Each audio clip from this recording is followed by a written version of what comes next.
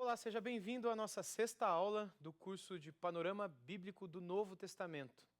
Nós temos visto até aqui nas últimas aulas não apenas o contexto, o pano de fundo de todas as cartas e de todos os evangelhos e tudo aquilo que está no Novo Testamento, mas nós temos procurado caminhar também entre as palavras dos evangelhos e as palavras de Atos e de cada um dos livros, procurando compreender um pouquinho melhor a sua mensagem, tendo como conhecimento ou como base um pouco do pano de fundo por trás de cada uma delas. Na última aula nós vimos as primeiras epístolas de Paulo, assim como apresentadas no Novo Testamento, a epístola de Paulo aos Romanos, 1 e 2 Coríntios e Gálatas. Eu quero começar com vocês então nessa nossa sexta aula, analisando a epístola de Paulo aos Efésios em particular.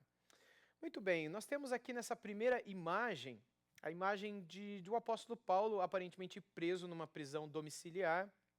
Essa é a impressão que Rembrandt descreve dele nessa imagem. E pelo fato de Efésios ser uma de 4 epístolas que o apóstolo Paulo escreveu da sua primeira prisão na cidade de Roma, não é? De onde ele escreve as epístolas a Filipenses, Filemão, Colossenses e Efésios, as chamadas epístolas da prisão ou epístolas do cárcere.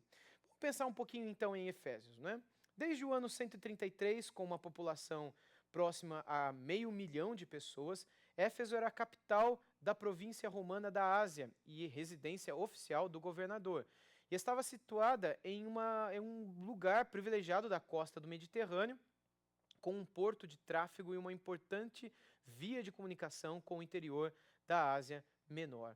A cidade, então, de Éfeso era uma cidade culturalmente e geograficamente muito importante, muito relevante, e também intelectualmente, né? Havia uma gigantesca biblioteca na cidade de Éfeso que infelizmente se perdeu na história, apenas a parte da frente dela, as ruínas dela ainda permanecem. E de modo que essa cidade era uma cidade tremendamente respeitada e amada pelas pessoas na antiguidade. E nessa cidade, então, nós temos a presença de várias pessoas que estiveram com Jesus Cristo pastoreando ou cuidando dessa igreja, como o próprio apóstolo Paulo e também o apóstolo João, que ali viveu, e segundo a tradição da história da igreja, com a mãe de nosso Senhor Jesus Cristo, que, se a tradição da igreja estiver correta, os escritos dos pais da igreja, Maria teria morrido na cidade de Éfeso também, fazendo dessa cidade uma espécie de centro, não é? Para todo o cristianismo da época, ou pelo menos de difusão da mensagem, e a gente encontra um pouco a razão disso no valor dessa cidade, no valor dessa epístola, para aquilo que Paulo queria escrever para todos os cristãos. É por isso que muita gente vai dizer que é possível que essa epístola de Paulo aos Efésios não teria sido escrito para os Efésios, porque pelo fato deles serem bastante influentes em todo o mundo, não apenas a cidade, mas os cristãos também, que a intenção de Paulo de escrever para os Efésios, na verdade, tinha por trás de si a intenção de fazer com que essas palavras fossem para o mundo inteiro, como uma espécie de carta universal, mas que era dirigida de antemão, ou em primeiro lugar, para aqueles habitantes da cidade de Éfeso, e de lá pudessem ter o destino que muitas coisas produzidas e vendidas em Éfeso também tinha, e era global. Ali também existia o templo da deusa Diana, e lá no livro de Atos dos Apóstolos, no capítulo 19, a gente vê um pouquinho da experiência que o apóstolo Paulo teve com os habitantes da cidade de Diana e com aqueles que gritavam por ocasião da conversão de muitas pessoas na cidade, e enfim, que gritavam sobre grande é a Diana dos Efésios, né, que desceu do céu. Eles tinham uma lenda sobre isso, que caiu essa imagem do céu e caiu bem ali na cidade de Éfeso. E era essa imagem de Diana dos Efésios uma das 7 maravilhas do mundo antigo. E Paulo estava ali pregando justamente uma mensagem para libertar as pessoas daquele engano e daquela mentira. Havia um grande anfiteatro também, como vocês veem nos slides, onde eram apresentadas peças teatrais, anfiteatro que comportava cerca de 20.000 pessoas. Era um estádio de futebol do tempo moderno, não é? E em pouco tempo, Éfeso se tornou um importante centro de trabalho cristão. E foi ali que Paulo escreveu a primeira carta dele aos Coríntios. Aliás, Paulo viveu 3 anos na cidade de Éfeso, não é?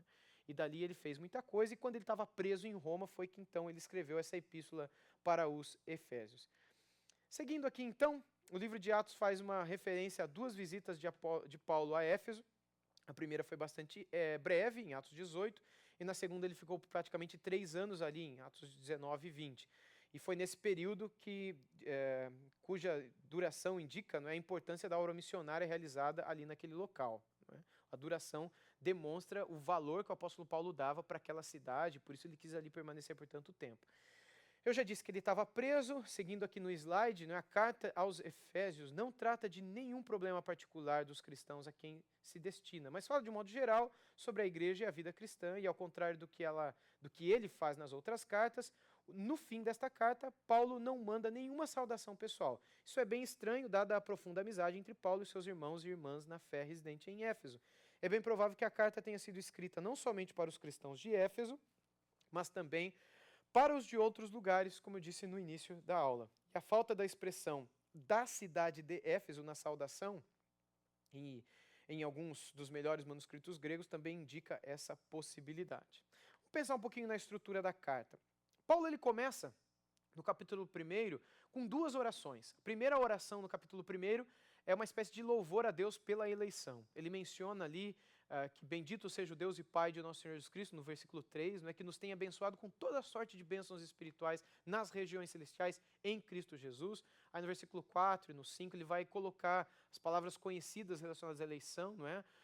O qual nos predestinou antes da fundação do mundo, não é? Para sermos santos e irrepreensíveis perante Ele, e em amor nos predestinou para isso, para aquilo outro. Paulo, na verdade, está louvando a Deus por causa dessa pré-determinação ou dessa escolha feita antes da fundação do mundo para que aquelas pessoas pudessem ser santas e salvas perante o Senhor eternamente. Essa é a primeira parte do capítulo 1. Na segunda parte do capítulo 1, o apóstolo Paulo vai orar pelos efésios, para que eles permaneçam firmes, para que a fé e o testemunho deles perante as outras pessoas possa sempre crescer e permanecer forte, não é, e firme. E quando ele entra no capítulo 2, ele faz uma espécie de recapitulação da nossa própria salvação. Ele fala, não é, sobre como se dá a nossa salvação e esse processo que é um dom de Deus. Ele vai falar no 2:8, não é, que é pela graça sois salvos mediante a fé, isso não vem de vós, é um dom de Deus. O que é isso não vem de vós? O isto está relacionado não só à fé, mas a tudo aquilo que está no capítulo 2. O artigo, a palavra, pelo fato dela estar no gênero neutro, ela não pode designar nem a fé e nem a graça. Algumas pessoas associam a fé, mas a fé possui o gênero feminino e o termo isto, esse termo indicativo, não é? Ele está no gênero neutro. Então, dentro da estrutura da gramática grega, nós compreendemos que quando um termo está no neutro, associado a um outro termo, cujo gênero é masculino ou feminino, nós não podemos associá-lo àquele gênero, mas aplicá-lo a tudo aquilo que está no contexto, como se todas as informações transmitidas até ali fossem, de certo modo, apontar para aquele isso que está ali no capítulo 2, versículo 8. Então, o foco de Paulo no capítulo 2 de Efésios é justamente esse. No capítulo 2, no capítulo 3...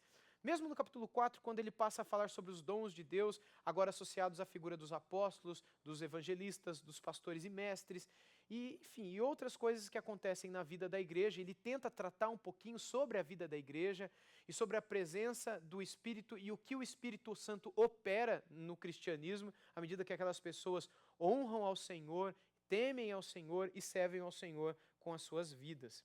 Seguindo ainda na estrutura, se você quiser, você pode pausar o vídeo e ler o que está escrito aí, para se aprofundar um pouquinho mais no que eu tenho colocado para vocês. No capítulo 2, ele recorda aos leitores que recorda aos leitores que, ainda que antes estivessem mortos nas suas ofensas e pecados, agora são salvos pela graça e fazem parte de um povo único. Eu já mencionei isso para vocês, não é? E a ideia da apresentação de um povo único, ele vai desenvolver mais no 3 e no 4, demonstrando claramente o valor dessa visão da unidade, não é, no seio da igreja. Quando ele chega no capítulo 5, ele fala algumas coisas importantes relacionadas à igreja também, de como nós podemos crescer na fé, de como nós podemos nos encher no Espírito, especialmente no 5:18, onde ele vai dizer que não vos embriagueis com vinho, mas enchei-vos do Espírito Santo. E aí ele vai dizer por que a gente tem que se encher e como a gente tem que se encher, não é? E aí quando ele termina de falar sobre esse ponto de encher-se do Espírito, ele vai falar que a gente tem que ser sujeito um ao outro no temor de Cristo. Aí ele vai falar primeiro que a mulher tem que ser e depois que o homem tem que ser. E a maneira como a mulher se sujeita, que é servindo ao seu marido, auxiliando o seu marido, submetendo a a autoridade do seu marido e a liderança espiritual do seu marido em amor. E como é que o marido se sujeita? O marido se sujeita amando a sua esposa como Cristo amou a igreja, estando disposto a negar a si mesmo, a dar a sua própria vida, a cuidar dela, a alimentá-la, a purificá-la pela palavra, pela purificação da palavra, não é? Cuidando da alma, da vida espiritual da sua esposa, negando-se a si mesmo como Cristo negou a si pela sua igreja, os maridos pelas suas esposas. Então ele vai falar um pouco do papel da esposa, um pouco do papel do marido, depois ele entra no 6 falando dos filhos, e aí ele fala do pessoal que trabalhava na casa naquela época, os servos, não é, que eram escravos na verdade. E como é que deveria ser essa relação na família barra comunidade que existia naquela época. E ele termina a carta, metade do capítulo 6 em diante, dizendo sobre a batalha espiritual. E é interessante que quando ele fala sobre a armadura espiritual, a batalha na vida do crente, ele vai colocar essa batalha espiritual justamente no contexto da família. É no contexto de família que Paulo fala de batalha espiritual, não é nem no contexto de igreja. Dando a impressão, então, para os efésios que, a despeito deles terem sido tirados dos mortos e terem sido trazidos para a vida, a despeito deles serem agora convertidos em novas criaturas em Cristo Jesus, a batalha espiritual não morre na vida deles. E a batalha espiritual vai estar em primeiro lugar na casa deles, com os filhos deles, com as pessoas com quem eles trabalham, entre os cônjuges. E isso vai para a igreja. Por isso, para que na igreja as coisas fiquem bem, encham-se do Espírito Santo, para que vocês possam estar preparados para toda a batalha espiritual que vier sobre vocês. Então é dessa maneira que, de certo modo, se estrutura a epístola de Paulo aos Efésios. E eu quero propor esse esboço para vocês, que coloca na primeira parte a igreja como criação de Deus em Cristo, e a segunda parte da igreja, que foi criada para produzir as boas obras. Como é que a igreja está em Cristo? A epístola de Paulo aos Efésios, ela é a epístola que mais fala sobre a igreja em todo o Novo Testamento. Aliás, é o livro na Bíblia que mais fala sobre igreja, é a epístola de Paulo aos Efésios. Então ele vai falar de como essa igreja está em Cristo, porque foi tirada do império das trevas e colocada no reino do Filho do seu amor. E ele vai mostrar como que essa igreja vive na prática produzindo boas obras. Tanto individualmente como no contexto familiar, filhos com pais, pais com filhos, patrões com empregados, empregados com aqueles que os empregam e tudo mais. Outra das epístolas da prisão é a epístola de Paulo aos Filipenses, né? Filipos, que ficava relativamente próximo a Éfeso, foi enviado, essa epístola foi enviada provavelmente na mesma época, no mesmo contexto, pelas mesmas pessoas que levaram a epístola aos Efésios. Aí no slide nós lemos o seguinte: a primeira menção que o Novo Testamento faz de Filipos se encontra em Atos 16, 12. Nesse contexto, ou nesse texto, lemos que se tratava de uma importante primeira cidade desta parte da Macedônia e é uma colônia, evidentemente romana. O seu nome primitivo havia sido Crênides, que significa lugar das fontes, mas quando em 306 a.C., o pai de Alexandre o Grande, né, o Alexandre Magno, o rei Filipe II da Macedônia, que eu falei nas primeiras aulas do nosso curso, conquistou a cidade, ele acabou trocando o nome, aquele antigo nome, pelo seu próprio nome, então honrando, não é, a si mesmo. Um pouco mais sobre a cidade de Filipos. Era uma cidade que ficava próxima à província romana, ficava na província romana da Macedônia, ao norte da Grécia, região que faz parte hoje da Grécia. A igreja de Filipos foi a primeira fundada na Europa por Paulo, na sua segunda viagem missionária, e anos depois, quando estava na cadeia, Paulo escreveu esta carta aos Filipenses, quando ele estava na prisão em Roma. Ele havia recebido notícias a respeito dos cristãos de Filipos e tinha ficado sabendo que havia sérios problemas entre eles. Estava muito preocupado com as falsas doutrinas que algumas pessoas ensinavam lá, estava preocupado também por saber que alguns líderes da igreja eram contra eles. Mas outro detalhe que não está aqui, pessoal, é que havia uma ansiedade muito grande na igreja dos filipenses. A ansiedade era por causa da perseguição que fez, inclusive, com que o fundador da igreja estivesse preso, o próprio apóstolo Paulo. E havia, além dessas razões já mencionadas no slide, esse medo, que acabou ofuscando a alegria cristã e a vida cristã na vida dos filipenses. Especialmente no capítulo 4, a gente vê Paulo dando ênfase a isso.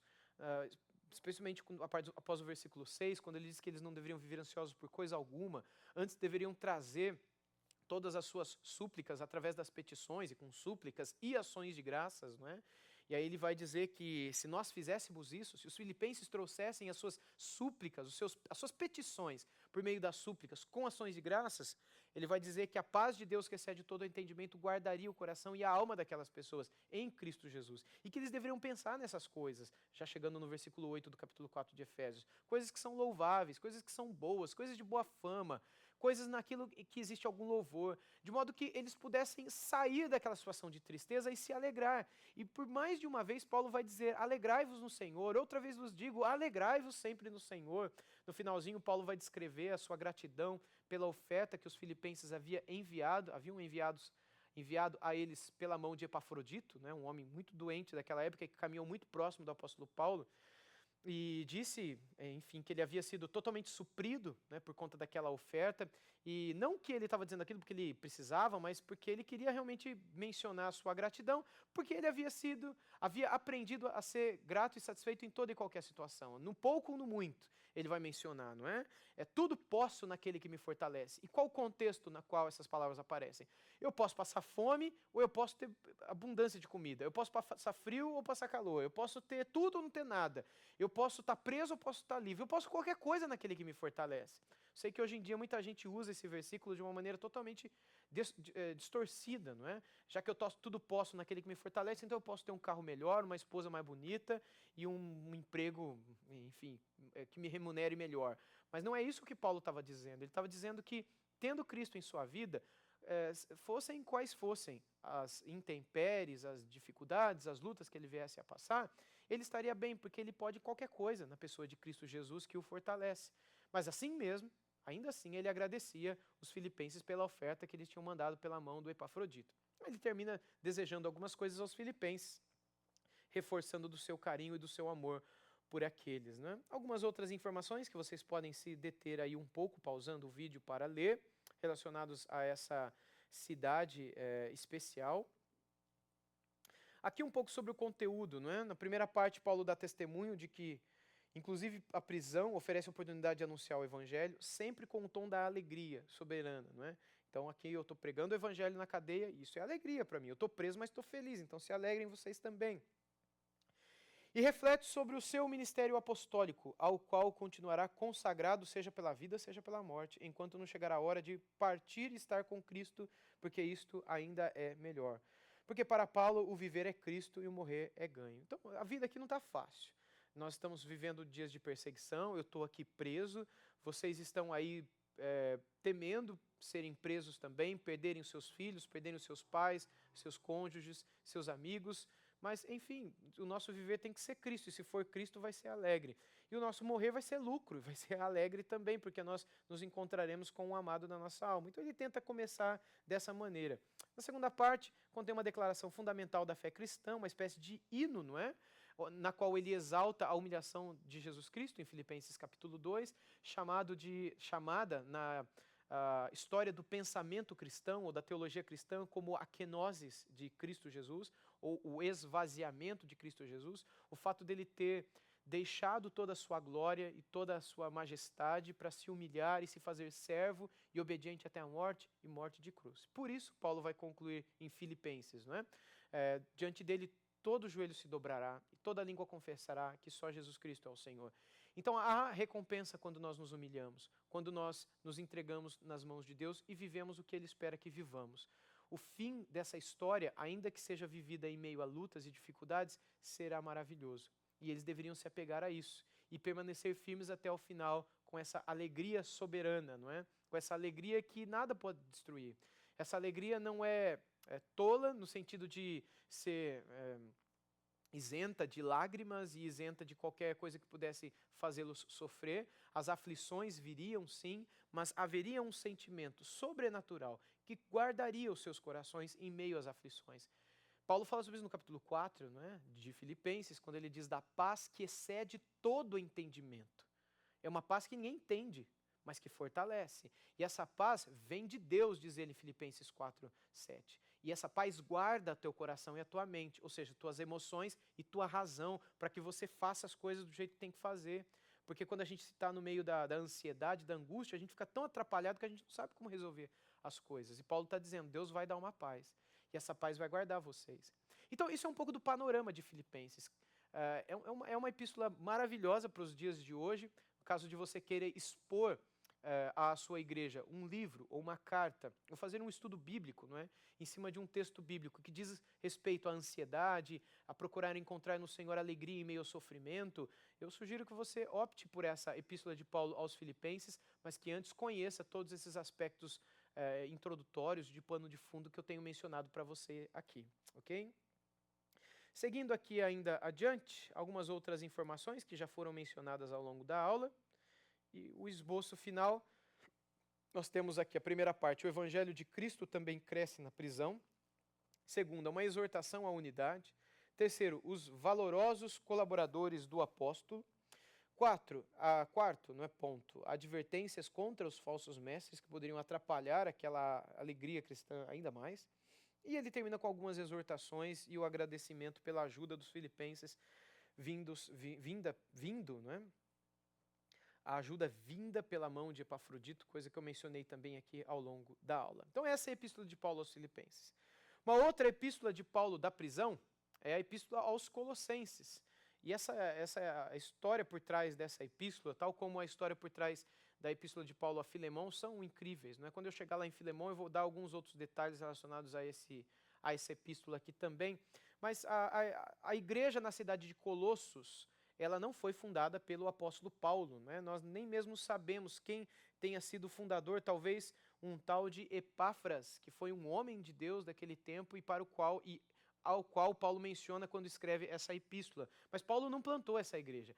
E pelo que se consta, é possível que Paulo nunca tenha ido a Colossos, mas ele escreve uma carta para essa igreja, na mesma ocasião quando ele escreve uma carta para Filemão. Quem era Filemão? Filemão era o dono da casa onde a igreja de Colossos se reunia. A igreja dos Colossenses era na casa do Filemão. E aí tem toda a história de Filemão, do escravo dele que fugiu, e eu vou contar isso mais adiante para vocês no nosso curso. Mas então a carta de Paulo aos Colossenses, ela vem no sentido não apenas de trazer algumas recomendações importantes, mas também combater uma heresia que corria o risco de ganhar o coração dos colossenses, chamada de a heresia colossense, não é? Pelos historiadores do pensamento e teologia cristã.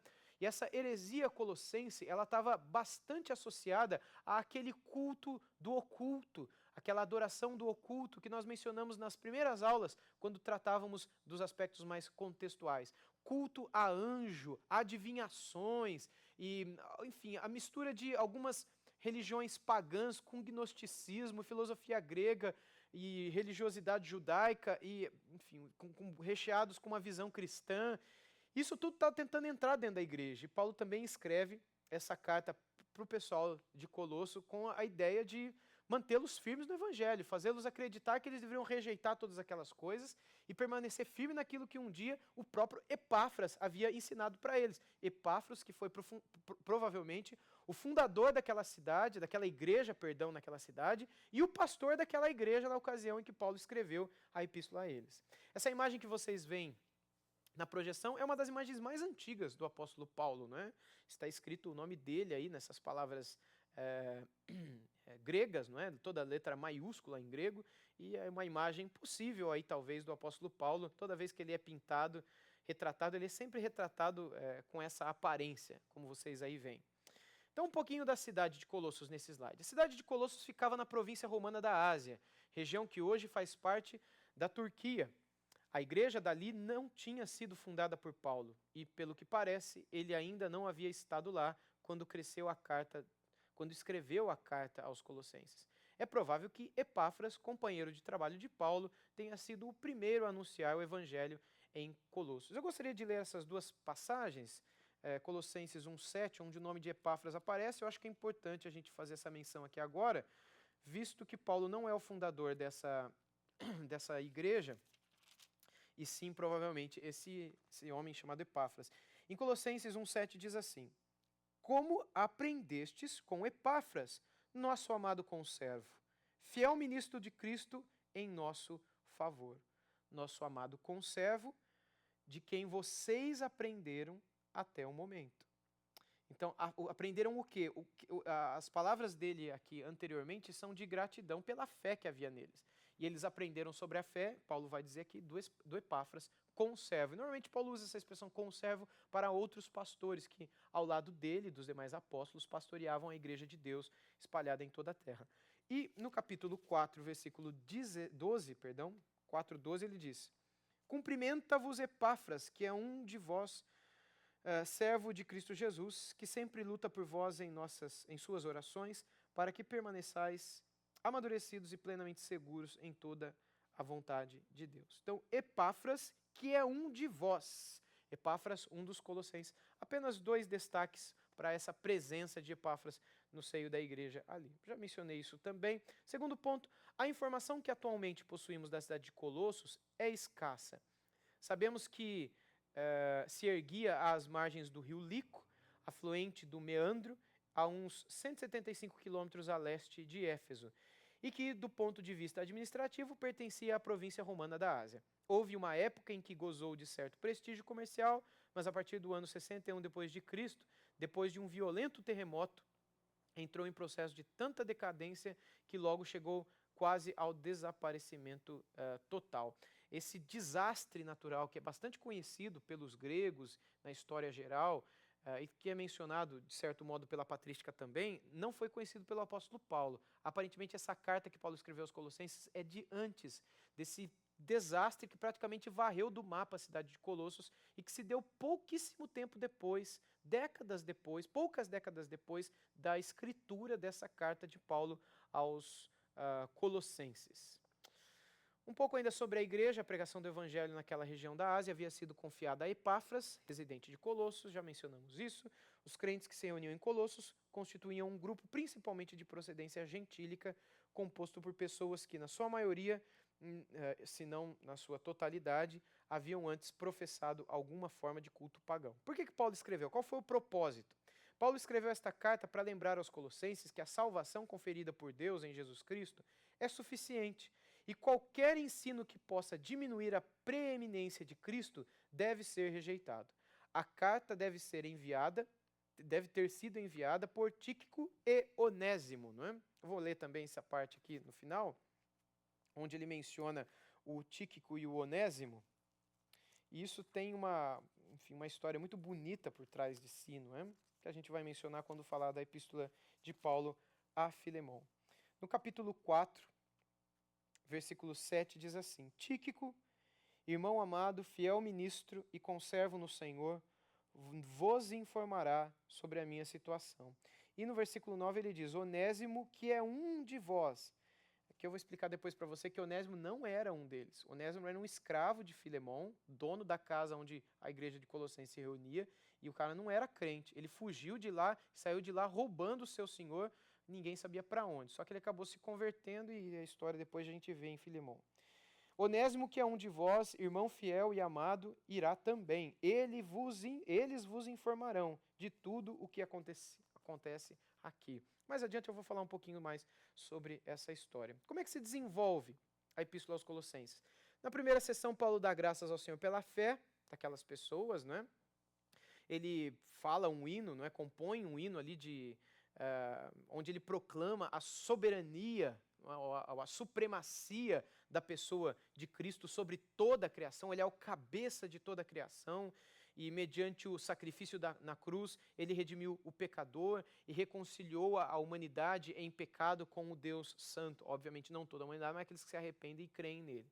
Na segunda sessão, que vai do final do capítulo 1 até meados do capítulo 2, ele faz menção ao seu próprio ministério, sua própria autoridade, não é? E aquilo que o Senhor conferiu a ele no que diz respeito à pregação do evangelho para os gentios. Na terceira e quarta sessões, que vai do 2 até o 4, capítulo 2, 6 até 4, 6, são vários valores da vida e que estão relacionados com o evangelho da graça de nosso Senhor Jesus Cristo. E o desejo de Paulo, então, para aquela comunidade com a qual ele não tinha muito contato, era fazer com que eles compreendessem a mensagem do evangelho, e uma vez que eles entendessem o que é o evangelho, eles pudessem aplicar os princípios do evangelho para todas as questões da sua vida. E como é que eles poderiam fazer isso? É o desenvolvimento da Epístola de Paulo aos Colossenses. Quer então pregar sobre como aplicar o Evangelho e mostrar a soberania e a supremacia de Cristo sobre toda a criação, do Cristo que nos resgata e nos manda para a criação, para que nos relacionemos com ela com sabedoria.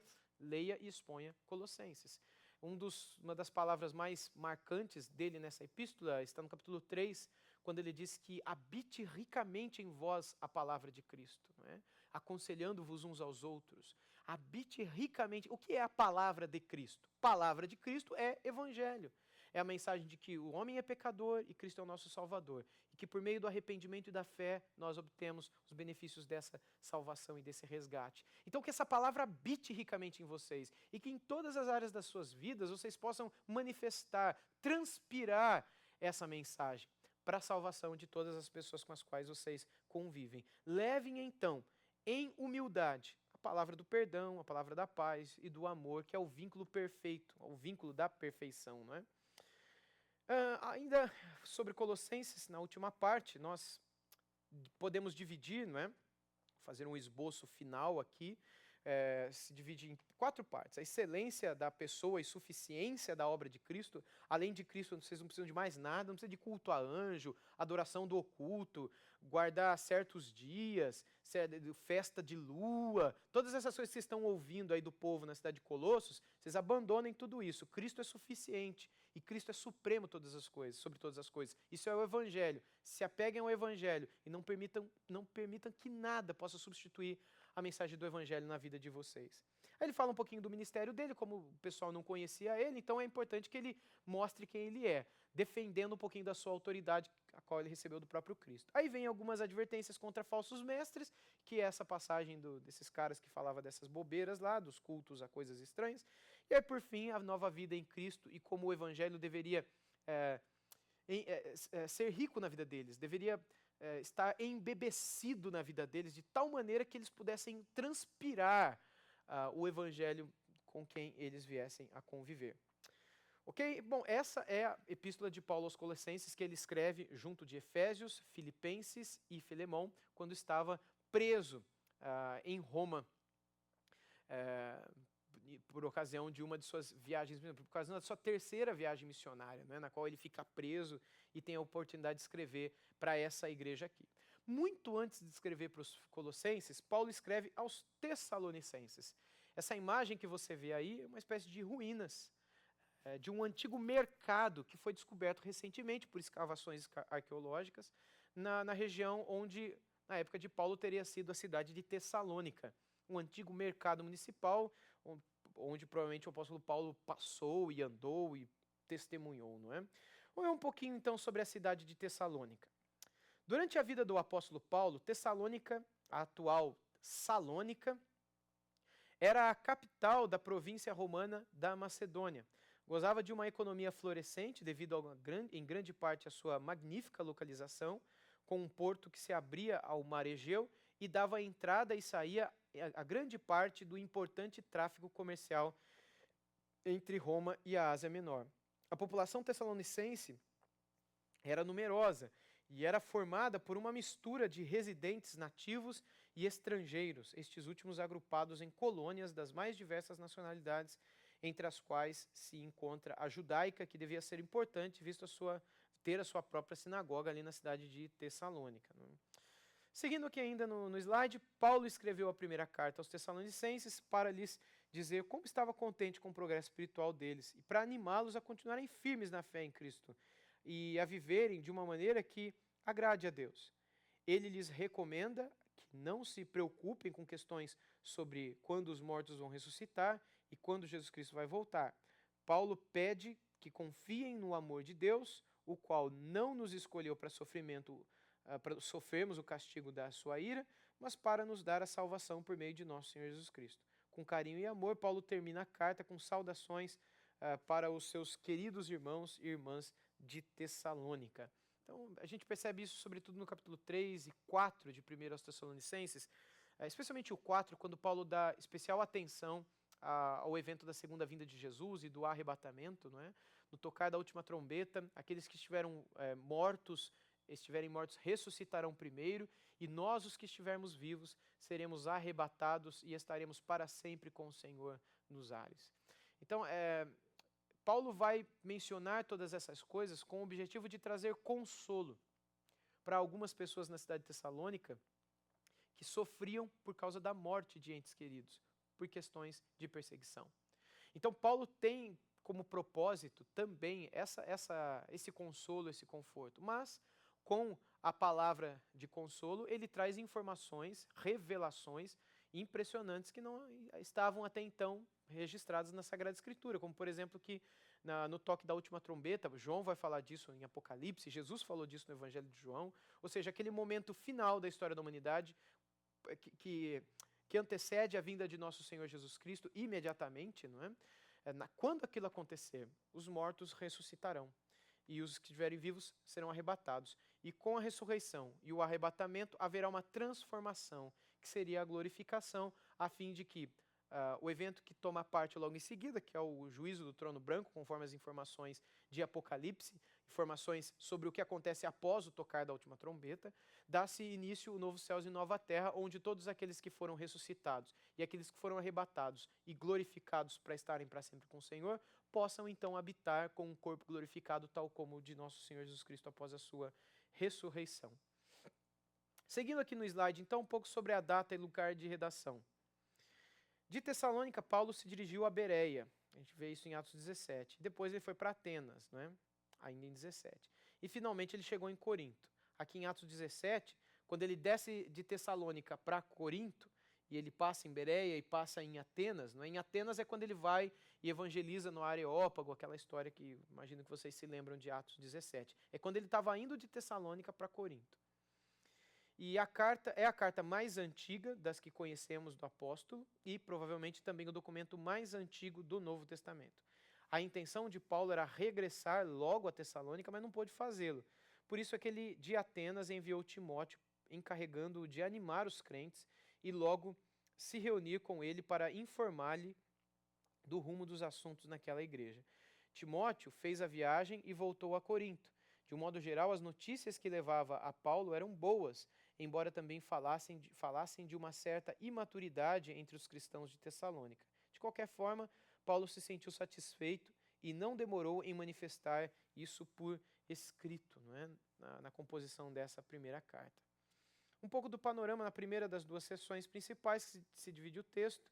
É precedido uma saudação e uma ação de graça. Depois dessa introdução, Paulo lembra do ministério dele na Macedônia, onde fica Tessalônica, não é? E ele expõe as razões que o moveram a enviar Timóteo de volta, ao invés de voltar ele mesmo para Tessalônica. E ele dá graças a Deus pelas boas notícias das quais Timóteo, ao regressar, havia sido portador. A segunda sessão contém uma exortação para viver em paz e em fidelidade a Deus. O retorno do Senhor é iminente, mas o momento é desconhecido, e algumas coisas que eu já mencionei aqui também. No último ponto, a carta conclui com uma exortação a todos os crentes para que cumpram com solicitude as suas responsabilidades como membros da Igreja de Jesus Cristo. Um esboço possível para a epístola de Paulo aos Tessalonicenses é esse que se divide em três partes, não é? A primeira, o ministério de Paulo em Tessalônica, ele lembra um pouco de como foi, razão por ter enviado Timóteo. Segunda, várias exortações sobre a santificação e o amor fraternal, e com duas perguntas quanto à segunda vinda de Cristo, nas quais ele menciona algumas informações importantíssimas sobre esse evento que nós todos aguardamos. E ele termina com algumas responsabilidades sociais e obrigações espirituais que todos eles deveriam manter firmes em suas vidas. Já a segunda epístola de Paulo aos Filipenses, eu vou ler aí o slide. Mesmo depois de terem recebido a carta de Paulo, os cristãos de Tessalônica continuaram discutindo sobre a segunda vinda de Jesus. Alguns até diziam que o dia do Senhor já tinha chegado, enquanto outros deixavam de trabalhar e viviam às custas dos outros. A segunda epístola, então, aos Tessalonicenses, desenvolve com maior amplitude o tema do retorno de Cristo, já tratado na primeira epístola. No entanto, o motivo imediato da sua redação foi a aparição na cidade de algumas pessoas que estavam semeando inquietações entre os membros daquela igreja que Paulo fundou. Essas inquietações estavam relacionadas à iminência do retorno de Cristo e do juízo final. Eram pessoas que, para dar maior peso aos seus próprios ensinamentos, os atribuíam a Paulo ou então utilizavam algum texto do apóstolo interpretando mal e explicando-o erroneamente. Então imagina você a situação, né? Algo bem parecido com o que a gente tem hoje em dia nas nossas igrejas também. Chega alguém aí na igreja e pega a Bíblia e começa a pregar, e ó, isso daqui que está falando aqui, mas não é isso que está falando ali. Não é? E Paulo soube disso, então ele decide escrever. E muitas questões se levantaram na cabeça dos tessalonicenses sobre a segunda vinda de Jesus, e a fim de que eles não começassem a crer em erros ou até mesmo heresias, Paulo decide escrever essa carta com o objetivo de mantê-los firmes naquilo que seria a escatologia sadia, no entender do apóstolo Paulo. A mensagem, como de costume, começa com uma saudação, na qual ele inclui também Silas e Timóteo como escritores da carta, e com apenas 2 exceções, Paulo sempre fala em nome dos 3 nas recomendações e ordens que ele dá. Então, toda vez que ele fala, ele sempre coloca no plural, dando a impressão de que ele, Silas e Timóteo estão escrevendo juntos para os Tessalonicenses. E Paulo fala primeiro a respeito dos últimos dias, e em seguida ele lembra, né, aos seus leitores os deveres e privilégios que eles têm. Paulo não hesita em usar a sua autoridade como apóstolo de Cristo Jesus para ordenar que os tessalonicenses façam o que devem como povo de Deus. Com saudações e uma bênção, Paulo termina a sua carta. E o esboço pode ser esse que está aí diante de vocês, 4 partes. A primeira, a manifestação do homem da iniquidade, tentando resolver alguns problemas dos tessalonicenses com relação a eventos específicos relacionados à segunda vinda de Jesus. Depois ele fala daqueles que são os escolhidos para a salvação eterna, que estarão protegidos e guardados na segunda vinda, e que a palavra de Deus seja glorificada na vida deles e sobre o dever que eles tinham de trabalhar. Porque como nós falamos há pouco, já que Jesus vai voltar, por que a gente vai continuar trabalhando? Já que Jesus vai voltar, por que a gente vai ter casa? Já que Jesus vai voltar, por que a gente tem que se preocupar em trabalhar para poder ter dinheiro? Então Paulo vai dizer, né, se você não trabalha, você também não coma.